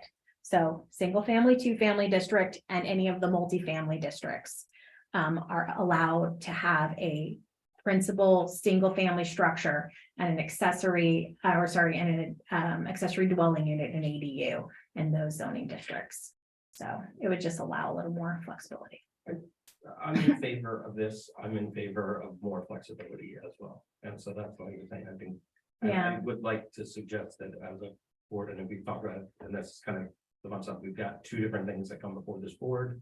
Everything prior to these two amendments tonight are where we interpret the code to determine whether or not an applicant is meeting the code. And then this is our opportunity to actually make modifications to the code that will, when building, so when something comes before us and we're like, well, why can they do that? And it's just, well, that's the code. We really can't say no if it meets the code. They have rights as a property owner, but this is our chance to kind of actually, we'll go back. This is what we felt comfortable with now without further direction from the city commission, because the city commission is scheduled to speak. We're not sure when, but it's on their list of things that they want to address. So this is what we felt comfortable moving forward with in a limited capacity. Understand. And I, as a board, we've had a conversation with you, like when we first started, about what potentially could our role be in making suggestions for modifications to the code. And I think they'd be along this, and I would suggest that as a.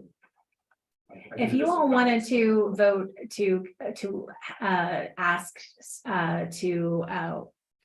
the city commission to direct staff to consider reducing the side setback for larger properties to 5 feet, then that's something that you could do as part of your suggestion. Is you could say, as part of this ordinance, we'd like to see all side setbacks reduced to 5 feet. We would take that recommendation as part of this ordinance to the city commission and say, hey, the planning and zoning board agreed, but they also would like the scope of this particular ordinance to go further and to include side setbacks. Now, that might kick it back. I don't know, would that kick it back? Because It's not specific. okay, yeah, so our title, our advertising title would allow it, and if the city commission agrees with you, if they want to broaden the scope at first reading, then they could.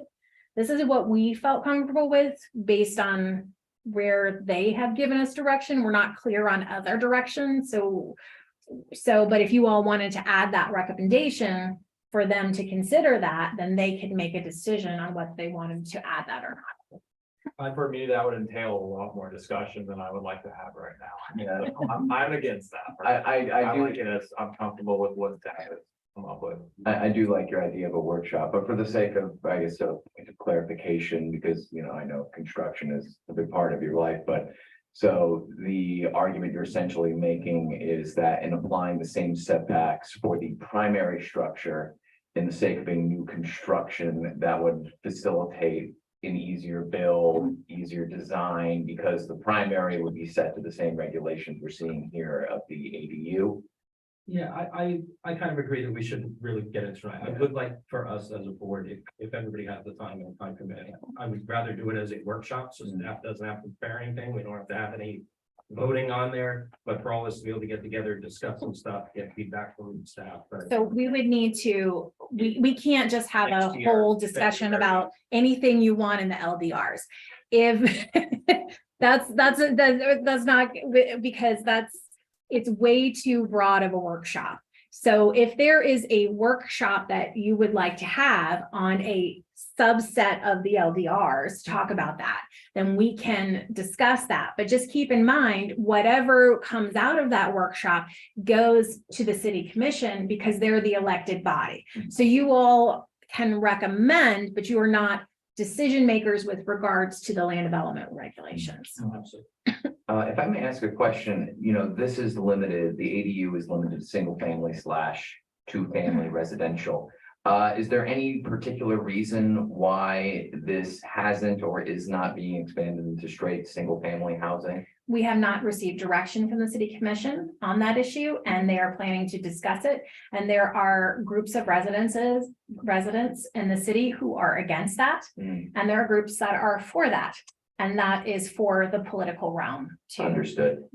You know. It's the commission. I would just add that in the whole world of planning, from my understanding, the main structures and especially other type of structures that, I mean, there's been a whole idea of moving away from getting things so close for a lot of different reasons, especially to give the space between the structures and things.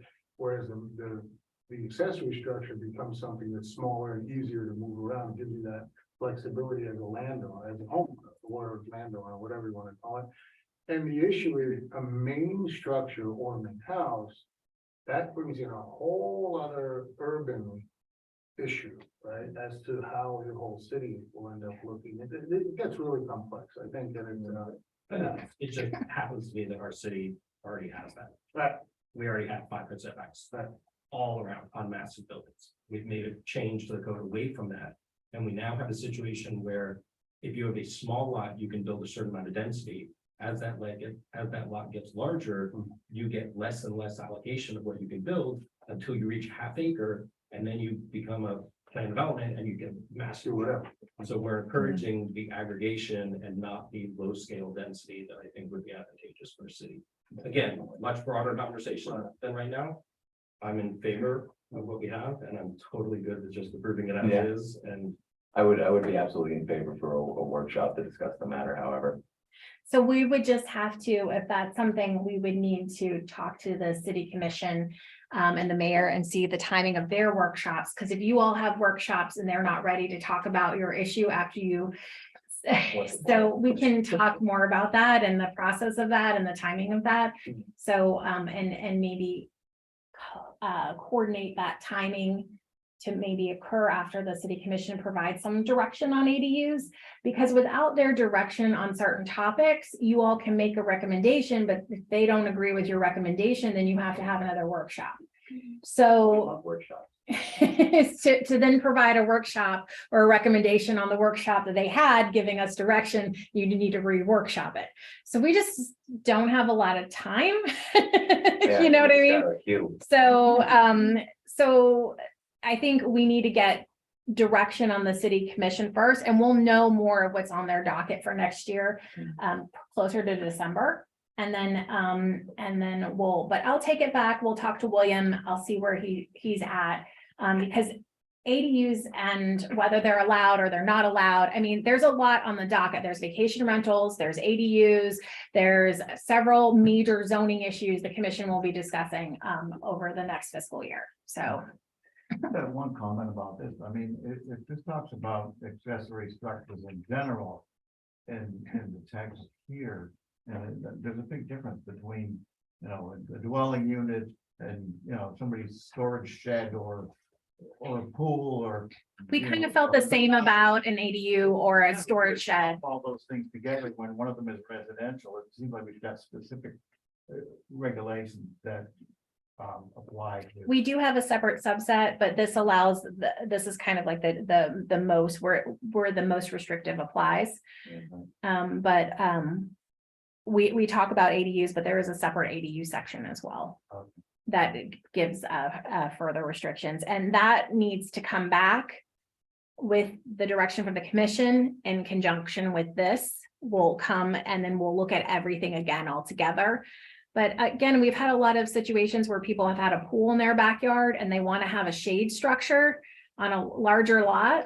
And they just want to have like a little, you know, like a little 4-pillar shade structure, and they can't put it, you know, if they don't put it 5 feet, it goes in the water of the pool. You know what I mean? Like we've had a lot of weirdness, and we don't have a lot of big lots. This is not, you know, there's a handful of lots over 50 feet, like a handful of double lots in the city. So it just keeps us and reduces the number of potential variance requests and things like that. So it's more of that. And then it Well, also. I think the small lots that we have are part of the character of the city, which is allowable flexibility to be creative, do things there that, you know, make the place nicer. Yeah, the small lots have, the 25-foot lots have the 3-foot setback. And that can't be 10% because that's a fire code issue. 3 feet is really the least you can do. And there are some, quite frankly, some existing properties that are dangerously close together. So. On what motion? I move to recommend the city commission to adopt the proposed LDR text amendments included in ordinance 2022-21.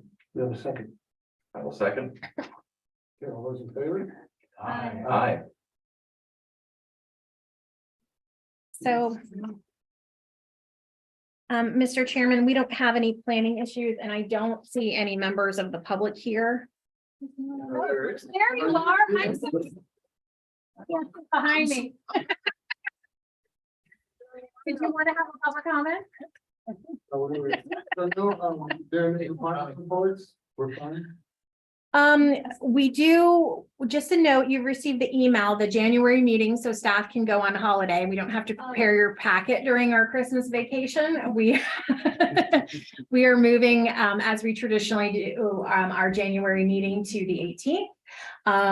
We have received confirmation from at least 5 of you that we will have a quorum, so that's good. We are also proposing a second meeting change.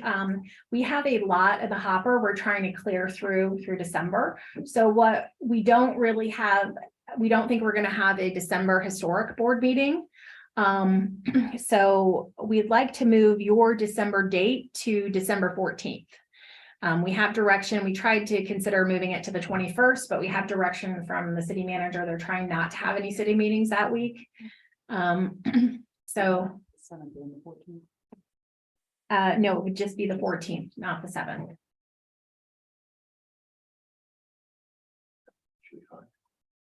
So don't get happy. So that's basically it. So unless there's a fire, Juan may or may not be able to be here. I know he spoke to us about it.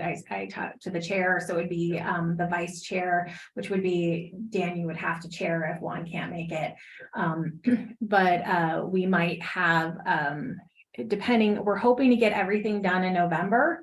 But we might have a few of the items, if you wanted Dan to chair, and you want to participate remotely as well, that's Yeah, I enough. might be able- Because it should be an interesting meeting. If we can't get them to the second November meeting, we will, it will be the Perch, which is the Circle property. Hmm.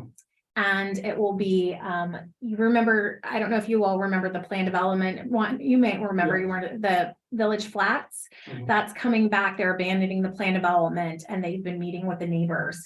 And so that's in the downtown area. There's two properties that were components of the plan development for the Village Flats that are coming back. And they're going to be proposing a Dutch colonial architectural style. And it's interesting, and it's what very well, I can't talk about it, so, but because it's before the meeting, but anyway, so that's going to be coming back, and so that'll be only one of the properties will have a sustainable bonus Is it the one right, is it the circle itself across? across from the circle. Right, so it's the elevated. Mhm. That has the 4 lots and then. Mhm. Okay. And then there's 2 other ones along that walk. So we're hoping to get some sooner. But it will basically be 3 properties in the But downtown. it's not the one next to the church that has like an 8, like it's huge, the one that was just purchased recently, the guy had like some type of landscaping business there or something, and the house was a hodgepodge of things, and he just owned all of it, and he just wanted to sell it. So it's this one. And this one Okay. and this one. Yeah, okay, no, I thought it was the one that was below, not that one. Yeah, where the church is, yeah, that, yeah. Which one? That little park, you know, the large. No, that one. Left, Right, A? Right there, next block. down, Go east. east. Okay. Right. Oh, here. Oh, like this is. No, is this the park on South? Yeah, and then there was that whole piece, that whole block there, that was just. a bunch of- Yeah, this is the South, is this South B Street Park? This That's is the park. yeah. Something just to the north of that. this. Yeah, just to the north, right, that whole area, that was one person who owned all of, like, there'll be gonna be title at some point for that. so Yeah, That'll come up. yeah, not that one. It's coming. So it'll be exciting. So it'll be nice to see. So it's mostly going to be 2 with 1 set of 3 stories here. So the rest will be 2 stories. Right. And then 3 stories here. Mixed use on the 3 stories. And residential on the 2s. It's hard to do mixed use and 2. So we worked on that on the first one, Mhm. actually. For the Village Flats. Yeah. I mean, I don't know what they're doing now. Well, you're gonna see. We'll vote on that? Yeah, Okay. because if you're not part of the current application, right? And I mean, yeah, because they're abandoning that approval and they're gonna go in a little bit different direction. So, but Right. No, that wouldn't. I promise I won't do strike that from the record. I promise I won't do it, you know.